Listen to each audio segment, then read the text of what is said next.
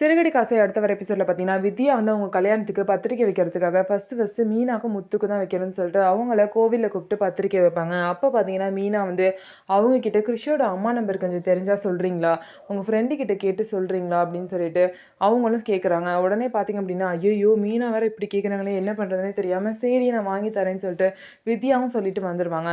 அதுக்கப்புறம் பார்த்தீங்கன்னா, ரோகிணி கிட்ட வந்து இந்த மாதிரி நான் என்ன சொல்கிறது, அவங்க வந்து இந்த மாதிரி நம்பர் கேட்குறாங்க, நீ என்ன சொல்கிற அப்படின்னு சொல்லும்போது அதுக்கு மகேஸ்வரி வந்து ஒரு பிளான் குடுக்குறாங்க. பெசான்னு வந்து நீ எங்க இருக்க? துபாயில தானே இருக்கன்னு சொல்லியிருக்க. அங்க வந்து யாராவது உனக்கு தெரிஞ்சவங்க நம்பர் வாங்கி, இவங்க தான் கிறிஷோட அம்மான்னு சொல்லி அவங்க நம்பர குடுத்துரு அப்படின்னு சொல்லிட்டு அவங்க ஐடியா குடுக்குறாங்க. அதெல்லாம் நடக்காத விஷயம் அப்படின்னு சொல்லிட்டு பார்த்தீங்க அப்படின்னா, ரோகிணி வந்து சொல்றாங்க.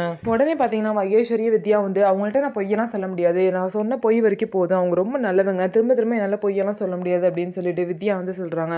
ஓ! அப்ப நீங்க இப்படிலாம் பண்ணீங்கன்னா என் வாழ்க்கை என்ன ஆகுறதுன்னு சொல்லிட்டு ரோகிணியும் சொல்றாங்க. எனக்கு தெரியாது அப்படின்னு சொல்லிட்டு இதுக்கப்புறம் என்னால் அவங்கள்ட்ட பொய் சொல்லி என்னால் நடிக்க முடியாது ரோகின்னு சொல்லிட்டு வித்யா தெளிவாக சொல்லிட்டாங்க. சரி இந்த மாதிரி நான் கல்யாண வேலையில் பிஸியாக இருக்கேன் அப்படின்னு சொல்லிட்டு ஏதாவது மழுப்பி இது பண்ணு அப்படின்னு சொல்லிட்டு ரோகிணியும் சொல்கிறாங்க.